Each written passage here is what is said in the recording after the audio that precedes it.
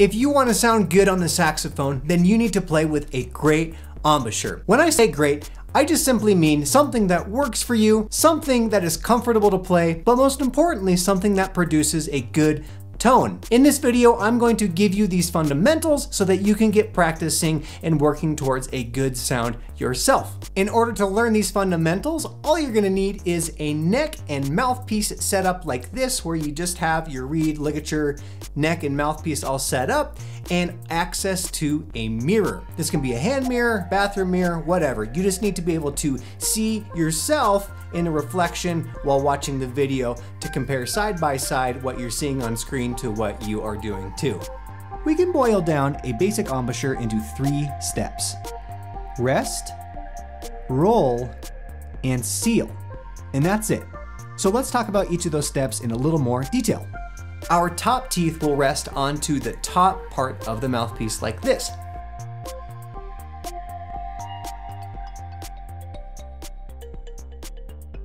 Our bottom lip will roll over our bottom teeth to create a nice little cushion between your teeth and the reed, and that looks like this.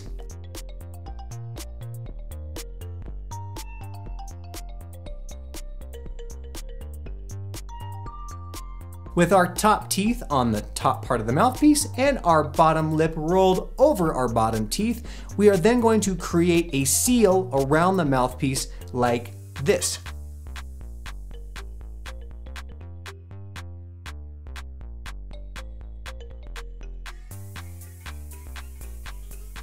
And that's the basic saxophone embouchure. Now, even though this is pretty simple, I don't want you to make some common mistakes, stuff that I made when I began playing the saxophone. So I'm gonna back up to step number 1 and talk about the top teeth. Like I said before, those top teeth are going to rest on the top of the mouthpiece, and I'm gonna put emphasis on rest. What we don't wanna do is bite or dig in those teeth to the top of the mouthpiece. We're just giving our top teeth a home for them to rest as we play the saxophone, and we don't want to grip down onto the mouthpiece, because what that does is it pinches off the reed, and therefore the reed can't vibrate, and if it can't vibrate, then it doesn't make any sound at all. So those top teeth are going to just gently be placed on top as you form your embouchure. Moving down, the bottom part of our embouchure focuses more on the lip rather than the teeth. What we want to avoid is rolling that lower lip way too much over those bottom teeth, and on the opposite side of that, not using enough of that lip.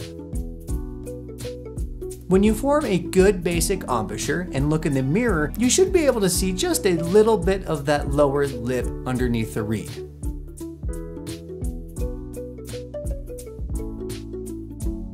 So as you're practicing in the mirror, if you can't see any of that lower lip, it's rolled way too far in. And if you can see most of it or all of it, it's rolled way too far out. Ideally, what you'll see in the mirror is just a little sliver either in the corner or underneath the reed, depending on your mouth, but this is the ideal position.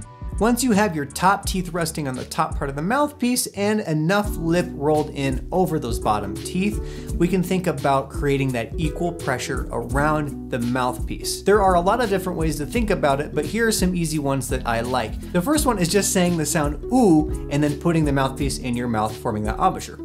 Ooh.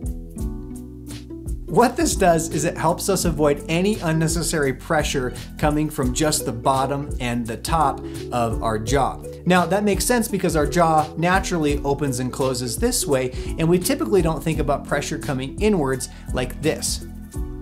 But a good saxophone sound is going to be supported by pulling in those corners like we say, ooh.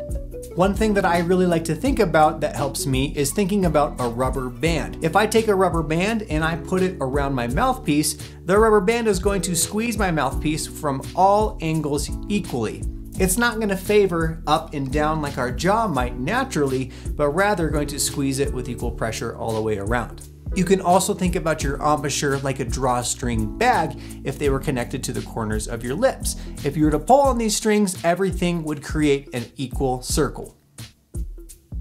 The idea here is just to avoid biting down on the mouthpiece because that pinches off the reed and doesn't give you the sound that you want. We want to create that equal pressure. The last thing you want to think about is how much mouthpiece to put into your mouth. If you put too much mouthpiece in your mouth when you're trying to play, the saxophone can sound quite honky.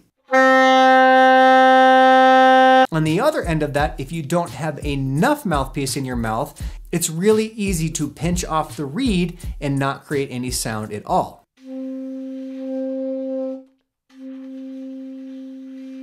A good starting point would be about the middle of the mouthpiece for now, but you can also go a little more in detail and turn your mouthpiece to the side.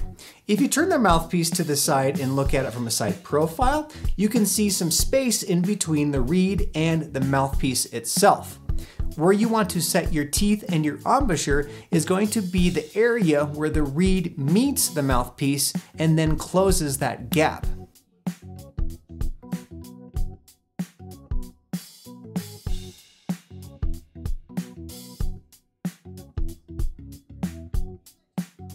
If you can focus on the fundamentals of your teeth, your lip, the equal pressure, and finding the right amount of mouthpiece in your mouth, you have a great basic embouchure setup for playing the saxophone. These things feel weird in the beginning, but as you practice more and play more saxophone, they improve over time, they feel more natural over time, and your sound and comfort on the saxophone also improve as well. If you have any questions or comments about the saxophone embouchure, I will do my best to answer anything that you want to put into the comments below. And if you found this video helpful, I would greatly appreciate your consideration in subscribing to the channel.